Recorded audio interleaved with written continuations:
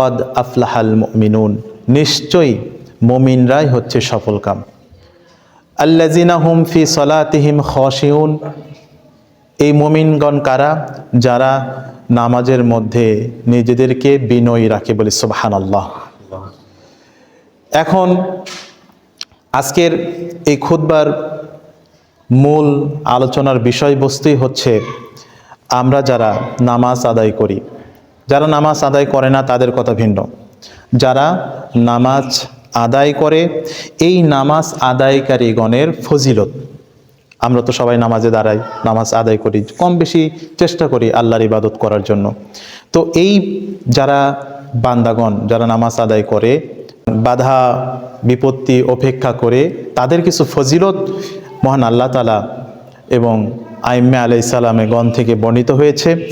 এরই কয়েকটি আলোচনা আপনাদের সামনে আমি তুলে ধরব। সর্বপ্রথম আমি রাসূলুল্লাহ সাল্লাল্লাহু আলাইহি সাল্লামের মুখ নিঃসৃত পবিত্র বাণী থেকে আমি বলতে চাচ্ছিলাম, যেখানে রাসূলুল্লাহ সাল্লাল্লাহু আলাইহি ওয়া আলিহি ওয়াসাল্লাম বলছেন, লা সলাতা লিমান লা ইয়াতাখাশশাউ ফি সলাতি। রাসূল বলছেন, যে নামাজে বিনয়ী হয় না তার নামাজ হয় না। কথাটা কঠিন না? লা সলাতা লিমান লা ইয়াতাখাশশাউ, যে নামাজে বিনয়ী হয় না, অর্থাৎ নিজের হৃদয়কে, মনকে নিজের ভিতরে আনুগত্যের মধ্যে নিয়ে আসতে পারে না, তার এটা কোনো নামাজই নয়। তাহলে নামাজে বিনয়ী ভাব প্রকাশ করার গুরুত্বটা অবশ্যই রয়েছে। তারপরে আবারও রাসূলুল্লাহ সাল্লাল্লাহু আলাইহি সাল্লাম তিনি বলছেন, লাম্মা সুইলা আন খাশিউ। আপনাদের অবশ্যই প্রশ্ন আসতে পারে, তাহলে বিনয়ীটা কি? কিভাবে নামাজের মধ্যে আমরা বিনয়ী ভাবটা প্রকাশ করব? এই বিনয়ীটাই বা কি? তো এইভাবে প্রশ্ন করা হচ্ছে। একজন সাহাবী রাসূলুল্লাহ সাল্লাল্লাহু আলাইহি সাল্লামকে জিজ্ঞেস করলেন, লাম্মা সুইলা আন খাশিউ, এই বিনয়ীটা কি? এবার তিনি জবাব দিচ্ছেন, আত-তাওয়াযু ফি সলাতি আন ইউকবিলা আবদুন বি কালবিহি কুল্লিহি আলা রাব্বিহি। বলছেন যে নামাজে নিজেকে সম্পূর্ণ করা, নামাজে নিজেকে সমর্পণ করা, এবং যেন বান্দা তার প্রভুর কাছে তার পরিপূর্ণ অন্তর নিয়ে উপস্থিত হতে পারে। তাহলে কিভাবে আমাদের নামাজে দাঁড়াতে হবে? এই হাদিসগুলো আমাদেরকে শিক্ষা দিচ্ছে। এমনভাবে নিজেদেরকে নামাজের সময় আমরা নামাজে দাঁড়াবো যেন নিজেরা সম্পূর্ণ মহান আল্লাহর সামনে নিজেরা আত্মসমর্পণ করেছি। দেখেছেন আত্মসমর্পণ কেমনভাবে করে জানেন? যুদ্ধের সময় যদি কোনো সৈন্যবাহিনী বা কোনো দেশ পরাজিত হয়, বা কোনো সৈন্য কারোর সামনে যদি পরাজিত হয়, কিভাবে তার সামনে দাঁড়ায়? বুক উঁচু করে, মাথা উঁচু করে দাঁড়ায়। কিভাবে? খুবই নরম, একদম নিজেকে গুটিয়ে নিয়ে, মানে তার সামনে সে নিজেকে তুচ্ছ এবং কোনো কিছুই মনে করছে না, এমনভাবে দাঁড়ায়। তো এই যে এই সমর্পণ করা, আত্মসমর্পণ মানেই হচ্ছে এটা, যে মহান আল্লাহর সামনে যখন আমি দাঁড়াবো, আমাদের সৃষ্টিকর্তা যিনি মহান সর্বময় ক্ষমতার অধিকারী, তার সামনে যখন আমরা দাঁড়াবো, কিভাবে তাহলে দাঁড়াতে হবে? অবশ্যই আন্তরিকতার সাথে এবং খুবই বিনয়ী ভাব প্রকাশ করে তার সামনে আমাদেরকে দাঁড়াতে হবে। এটাই মূলত এই হাদিসে আমাদেরকে এখানে বলা হচ্ছে। আল্লাহুম্মা সাল্লি আলা মুহাম্মাদ ওয়া আলি মুহাম্মাদ ওয়াজ্জিল ফারাজাহুম। এবং পরিপূর্ণ অন্তর নিয়ে, পরিপূর্ণ অন্তর অর্থাৎ সম্পূর্ণ মনোনিবেশ। নামাজে যখন আমরা দাঁড়াবো, সম্পূর্ণ মনোনিবেশ করতে হবে নামাজের মধ্যে। আমি নামাজ আদায় করছি, কিন্তু আমার চিন্তা, যেটা আমার ব্রেন, আমার নাফস যেটা বলা হয়, আমার চিন্তা অন্য জায়গায় আছে। আমি নামাজে দাঁড়িয়েছি, হয়তো আমি চিন্তা হচ্ছে ছোট বাচ্চা বাসায় রেখে আসছি, কি যে করছে, গরুগুলো মাঠে রেখে আসছি, ছিঁড়েই গেল কিনা। এই যে বিভিন্ন ধরনের, উদাহরণ হিসেবে বলছি আমি, এরকম বিভিন্ন ধরনের চিন্তা আসতে পারে নামাজের মধ্যে। তো এই চিন্তাগুলো থেকে নিজেদেরকে দূরে রেখে সম্পূর্ণ মনোনিবেশ নামাজের মধ্যেই আমাদেরকে নিয়ে আসতে হবে, অন্য কোনো চিন্তা করা যাবে না। এখন আমাদের হয়তো প্রশ্ন আসতে পারে, আমরা কিভাবে এই চিন্তাগুলো থেকে নিজেদেরকে দূরে রাখবো? তো এর কিছু কাজ রয়েছে, যে কাজগুলো যদি আমরা করি, তাহলে এই চিন্তাগুলো থেকে নামাজের মধ্যে আমরা আমাদের ভিতরে আসবে না। এক নাম্বার, যে আমরা যখন নামাজে দাঁড়াবো মনে করতে হবে যে এটাই আমার জীবনের শেষ নামাজ।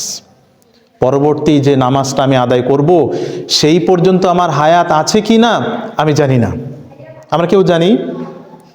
আমরা কেউই জানি না। এই যে আজকে আমি এখানে খুতবা দিচ্ছি, আমি জানি না মাগরিবে আমি নামাজ আদায় করতে পারবো কিনা, অথবা আমি সামনের জুম্মাতে আসতে পারবো কিনা।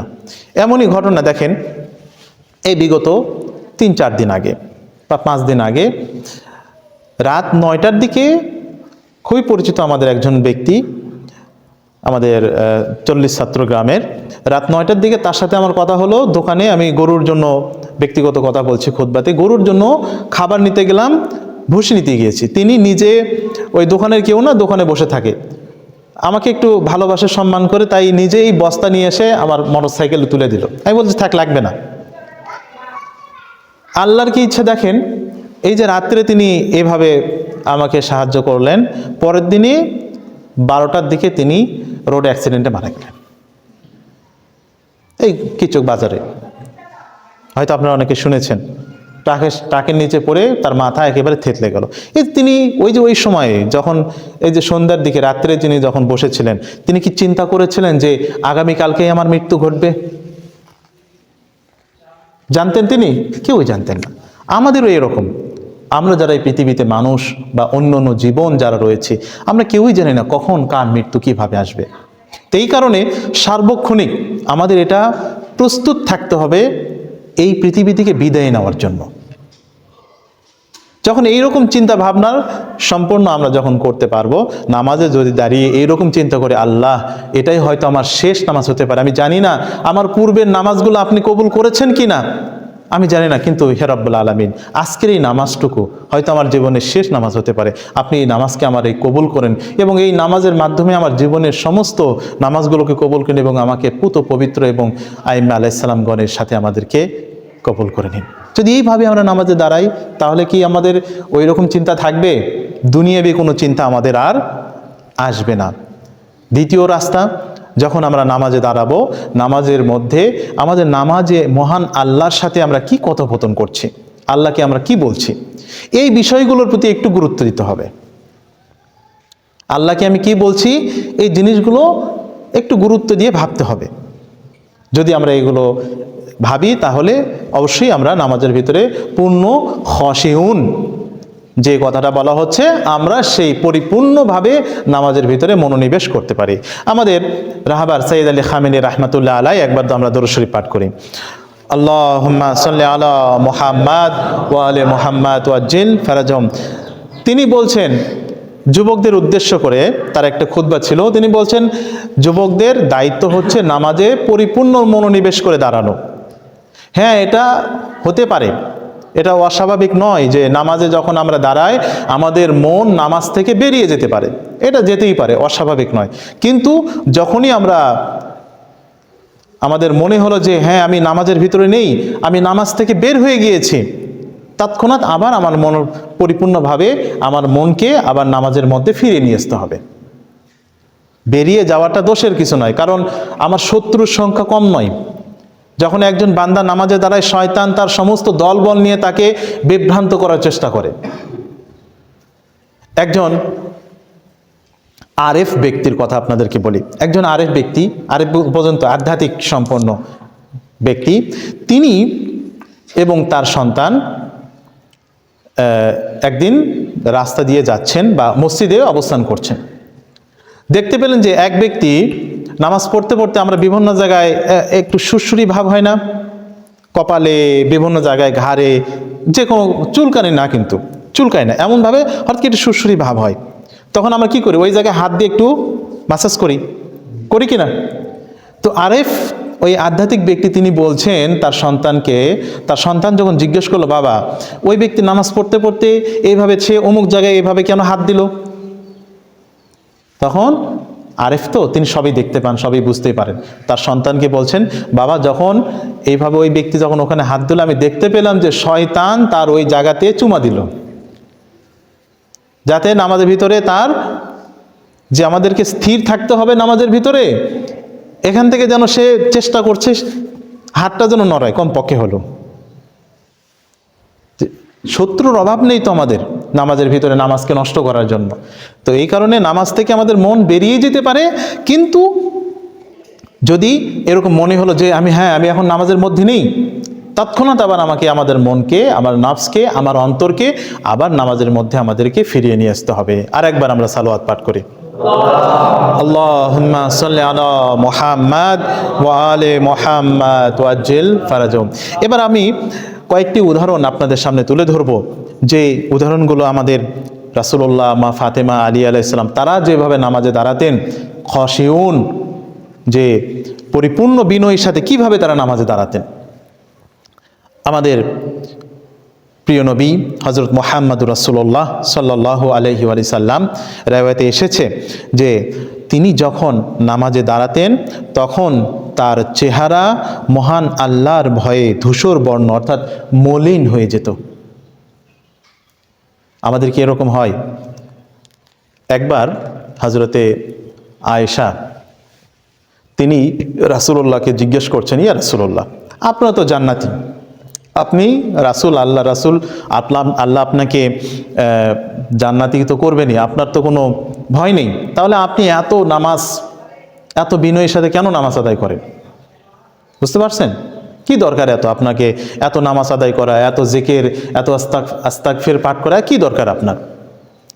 তখন রাসূলুল্লাহ সাল্লাল্লাহু আলাইহি সাল্লাম বলছেন যে আল্লাহর কৃতজ্ঞতা অর্থাৎ শুকরিয়া, যে আল্লাহর শুকরিয়া জানানোর জন্যই মূলত, আল্লাহর প্রতি কৃতজ্ঞতা জানানোর জন্যই মূলত আরো বেশি বেশি আল্লাহর প্রতি এই যে ইস্তেগফার পাঠ করা, তাসবিহ পাঠ করা, সালাওয়াত পাঠ করা, নামাজ আদায় করা, এটা আরো বেশি জরুরি। কিসের জন্য? কৃতজ্ঞতা জানানোর জন্য, যে আল্লাহ, আমি জান্নাতি না জাহান্নামী সেটা পরের বিষয়, আল্লাহ যে আমাকে এত নিয়ামত দান করেছেন, এই নিয়ামতের জন্য কৃতজ্ঞতায় আমাদের জানানো, জানিয়ে আমরা শেষ করতে পারবো না। তাহলে এইভাবে কৃতজ্ঞতা জানানোর জন্য মূলত আমাদেরকে আল্লাহর সামনে আমাদেরকে দাঁড়াতে হবে। আর সেই রাসূল সাল্লাল্লাহু আলাইহি সাল্লাম, তিনি যখন নামাজে দাঁড়াতেন, যে রিওয়ায়াতে এভাবেই বর্ণিত হয়েছে যে তার চেহারা মলিন হয়ে যেত, ধূসর বর্ণ হয়ে যেত, ফ্যাকাশে হয়ে যেত আল্লাহর ভয়ে। আমাদের প্রথম ইমাম আমিরুল মুমিনিন আলী ইবনে আবি তালিব, আলী আলাইহিস সালাম, সালাওয়াত পাঠ করি, আল্লাহুম্মা সাল্লি আলা মুহাম্মাদ ওয়া আলি মুহাম্মাদ ওয়াজ্জিল ফারাজাহুম। তিনি বর্ণনা করছেন যে লিয়াখশাইর রাজুলু ফি সলাতিহি, মানুষের উচিত নামাজের মধ্যে বিনয়ী হওয়া।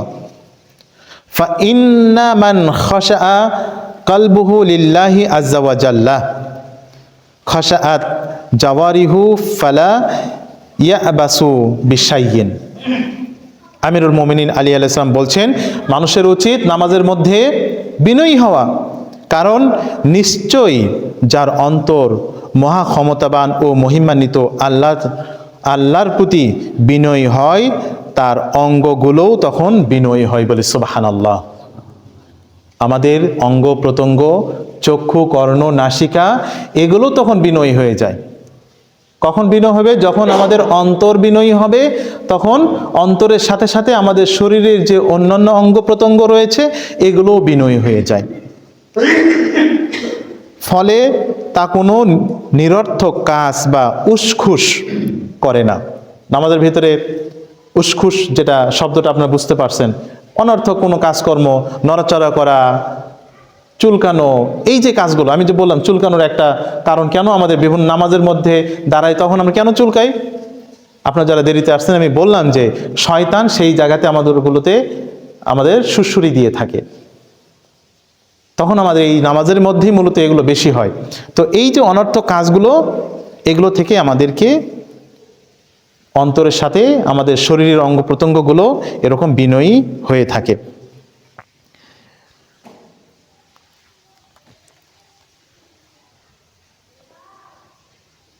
দাইম আল ইসলাম গ্রন্থে আলী আলাইহিস সালাম, তার থেকে আরেকটি বিষয় এখানে বর্ণিত হয়েছে যে ইমাম আলী আলাইহিস সালাম তিনি যখন নামাজে দাঁড়াতেন তখন তিনি স্থির কাঠামোর মতো হয়ে যেতেন। কেমন? স্থির কাঠামো। এই যে পিলারটা আপনারা দেখছেন মসজিদে, এই পিলার কি নড়াচড়া করে? এই যে এরকম স্থির কাঠামো, আলী আলাইহিস সালাম তিনি যখন নামাজে দাঁড়াতেন এমনভাবে স্থির কাঠামোর মতো হয়ে যেতেন, অথবা কোনো খুঁটির মতো হয়ে যেতেন যা কোনো নড়াচড়া করতো না। এবং যখন তিনি রুকু বা সিজদায় যেতেন তখন এমন স্থির হতেন যে পাখিরা তার উপর বসতো। দেখছেন, এমনভাবে স্থির, রুকু সিজদাতে চলে যেতেন, এমন স্থির হতেন যে পাখিরা তার উপর বসতো। আলী আলাইহিস সালাম ও জাইনুল আবেদিন আলাইহিস সালাম ছাড়া আর কারো নামাজই রাসূলুল্লাহ সাল্লাল্লাহু আলাইহি সাল্লামের মতো নয়। তাহলে রাসূলের নামাজ কেমন ছিল? যে এই দুইজন ব্যক্তির নামাজকে যদি আমরা লক্ষ্য করি, হযরত আলী আলাইহিস সালাম এবং জাইনুল আবেদিন আলাইহিস সালাম, বলা হচ্ছে যে তাদের নামাজ হচ্ছে রাসূলুল্লাহ সাল্লাল্লাহু আলাইহি সাল্লামের নামাজের মতো। আউযু বিল্লাহি মিনাশ শাইতানির রাজিম। বিসমিল্লাহির রহমানির রহিম। কুল হুয়াল্লাহু আহাদ আল্লাহুস সামাদ লাম ইয়ালিদ ওয়া লাম ইউলাদ ওয়া লাম ইয়াকুল লাহু কুফুয়ান আহাদ। وآل محمد وعجل فرجهم اللهم صل على محمد وآل محمد وعجل فرجهم اللهم صل على محمد وآل محمد وعجل فرجهم أعوذ بالله من الشيطان الرجيم بسم الله الرحمن الرحيم الحمد لله رب العالمين والصلاة والسلام على سيدنا ونبينا وحبيب إله العالمين أبي القاسم مصطفى محمد توجل فرجهم ওসিকম তাকওয়াল্লাহ ওয়া আনফুসানি ওয়া আনফুসাকুম। আমি আপনাদেরকে আমার দ্বিতীয় খুতবাতেও মহান আল্লাহ তাআলার তাকওয়া অর্জনের দিকে আহ্বান করছি। আমার দ্বিতীয় খুতবাটিও প্রথম খুতবার সাথে ধারাবাহিকতা বজায় রেখে নামাজের ভিতরে খাশিউন এবং নামাজ আদায়কারীদের যে ফজিলত খুবই সংক্ষেপে দ্বিতীয় অংশটুকু আপনাদের সামনে তুলে ধরবো। আর একবার আমরা সালাওয়াত মেহেরবানি করি। আল্লাহুম্মা সাল্লি আলা মুহাম্মাদ ওয়া আলি মুহাম্মাদ ওয়াজ্জিল ফারাজাহুম। হযরতে ফাতেমা জাহরা সালামুল্লাহ আলাইহা, আমরা তার নামাজ সম্পর্কে জানি। তিনি যখন নামাজে দাঁড়িয়ে যেতেন তখন রাওয়ায়াতে এভাবে এসেছে যে তিনি জোরে জোরে শ্বাস নিতেন। মানুষ কখন জোরে জোরে শ্বাস নেয় জানেন? যখন সে কোনো কিছু দেখে ভয়ে ভীত হয়। যখন সে ভীত হয় তখন সে তার ভিতর থেকে জোরে জোরে শ্বাস বেশ হয়। তো মা ফাতেমা জাহরা নামাজে যখন তিনি দাঁড়িয়ে যেতেন তার শ্বাস প্রশ্বাস এরকম দীর্ঘ হতো, জোরে জোরে হতো। কেন? রাসূলের নামাজের ক্ষেত্রে আমরা দেখলাম রাসূলুল্লাহ সাল্লাল্লাহু আলাইহি সাল্লাম তিনি যখন নামাজে দাঁড়িয়ে যেতেন রাসূলের চেহারা আল্লাহর ভয়ে মলিন হয়ে যেত, ধূসর বর্ণ হয়ে যেত, আল্লাহর ভয়ে। মা ফাতেমা শ্বাস প্রশ্বাস, এখানে বলা হচ্ছে মা ফাতেমার শ্বাস প্রশ্বাস এভাবে জোরে জোরে হতো আল্লাহর ভয়ে। আমাদের দ্বিতীয় ইমাম মা ফাতেমারই প্রথম সন্তান হযরতে হাসান মুজতবা আলাইহিস সালাম, তার নামাজের ক্ষেত্রে বলা হচ্ছে যখন তিনি ওযু করতেন, নামাজের পূর্বে যখন তিনি ওযু করতেন তার চেহারার রং বদলে যেত, ধূসর হয়ে যেত এবং হাড়ের জোড়াগুলো কাঁপতো। জিজ্ঞাসা করা হলো যে কেন তিনি তার হাড়ের জোড়াগুলো এইভাবে কাঁপে কেন? হাড়ের জোড়া বোঝেন, এই যে জোড়াগুলো আছে বিভিন্ন জয়েন্টগুলো, এগুলো থরথর করে কাঁপতো। একটা মানুষের হাড়ের জোড়া কখন কাঁপে? যেসব যখন সে অধিক ভয় পায়। তাহলে আমাদের যারা হাদি, যারা আমাদেরকে পথ প্রদর্শন করছেন, আল্লাহর পক্ষ থেকে যারা নির্বাচিত ব্যক্তিগণ, যাদেরকে মহান আল্লাহ তাআলা পবিত্র এবং মাসুম হিসেবেই পাঠিয়েছেন, তারা যদি নামাজে দাঁড়ানো অবস্থা এই অবস্থা তাদের যদি হয় তাহলে আমাদের কেমন হওয়া উচিত বলেন? তাহলে আমাদের কেমন হওয়া উচিত তাহলে সেই নামাজগুলোতে? ইরানের একজন আরেফ, তিনি যখন, আপনারা হয়তো ভিডিওটা দেখে থাকবেন, তার একটা নামাজের একটু ভিডিও আছে, তিনি যখন নামাজে দোয়া করছেন বা সূরা কেরাত পড়ছেন, সূরা ফাতিহা পড়ছেন, মানে কান্না করছেন ভয়ে, আল্লাহর ভয়ে তিনি কাঁদতে কাঁদতে কেরাত তেলাওয়াত করছেন, সূরা ফাতিহা পড়ছেন। তাহলে এই ব্যক্তিগণ নামাজে দাঁড়াতেন এমনভাবে, তাহলে আমাদের কেমনভাবে এই শিক্ষাগুলো আমাদের কি নেওয়া দরকার নয়? আমাদেরকে কিভাবে তাহলে নামাজে দাঁড়াতে হবে, নামাজের মধ্যে কতটা মনোনিবেশ, কতটা বিনয়ী ভাব আমাদেরকে প্রকাশ করতে হবে, এটা হচ্ছে আমাদের জন্য আজকের এই নামাজের ভিতরে যে খশিউন, এই যে প্রথম যে কথাটা আমি বললাম, কদ আফলাহাল মুমিনুন, নিশ্চয় মুমিনরাই হচ্ছে সফলকাম। কোন মুমিন? আল্লাযীনা হুম ফি সলাতিহিম খাশিউন, যারা নামাজের মধ্যে নিজেদেরকে বিনয়ী ভাব প্রকাশ করে, তারাই হচ্ছে সফলকাম। হযরত ইমাম জাফর সাদিক আলাইহিস সালাম থেকে একটা হাদিস বর্ণিত হয়েছে যে কেন এই কথাটা বলা হলো, কেন বিনয়ী ভাব প্রকাশ করাটা এতটা গুরুত্বপূর্ণ। কিয়ামতের ময়দানে যখন মানুষের হিসাব নিকাশ শুরু হবে, তখন সর্বপ্রথম মানুষের হিসাব যে শুরু হবে, এটা হবে নামাজের। কোনটার হিসাব নেবে? আল্লাহ। যখন আমাদের হিসাব নিকাশ শুরু করবে, আমাদের আমলনামার সর্বপ্রথম হিসাব শুরু হবে নামাজের। আর ইমাম জাফর সাদিক আলাইহিস সালাম বলছেন, যদি ওই ব্যক্তির নামাজ আল্লাহ রাব্বুল আলামিন কবুল করেন, তার জীবনে নামাজ, তাহলে তার অন্যান্য আমলগুলোও কবুল করা হবে। বলে সুবহানাল্লাহ। আর যদি তার নামাজকে কবুল করা না হয়, তাহলে তার অন্য কোনো আমল, কোনো কিছুই আর কবুল করা হবে না। বলে নাউজুবিল্লাহ।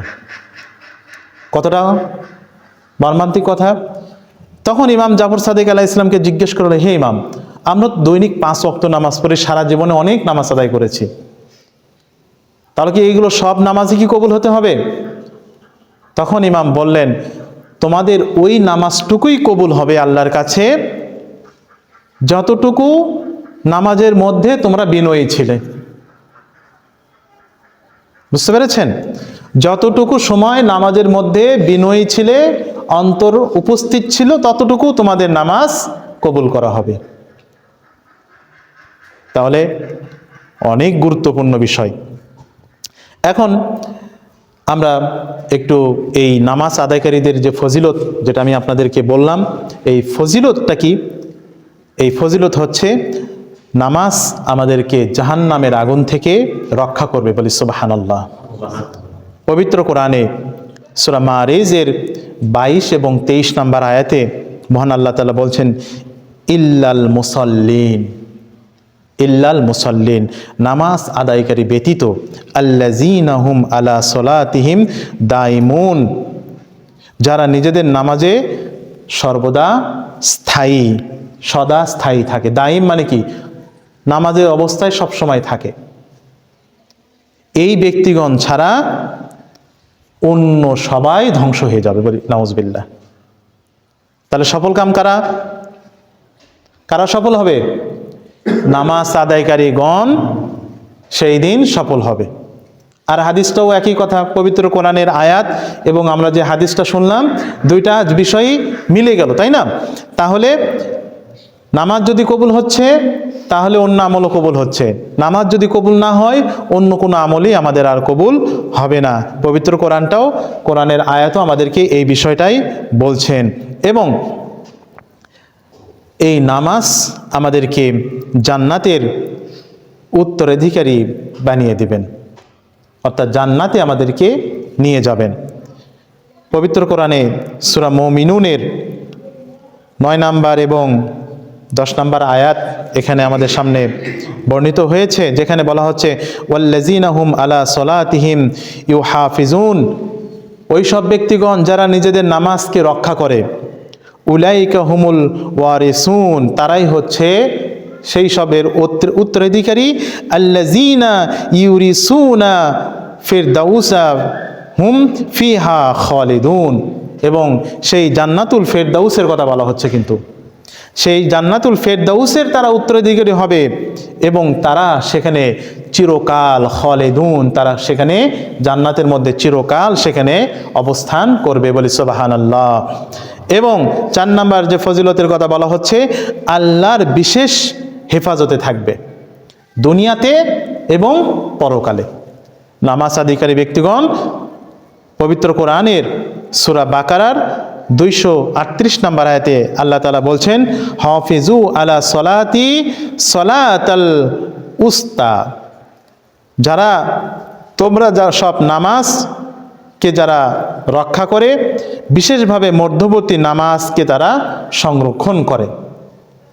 যারা আল্লাহর হেফাজতে তারাই থাকবে যারা নিজেদের নামাজকে হেফাজত করে, বিশেষ করে সলাতুল উস্তা অর্থাৎ মধ্যবর্তী নামাজ।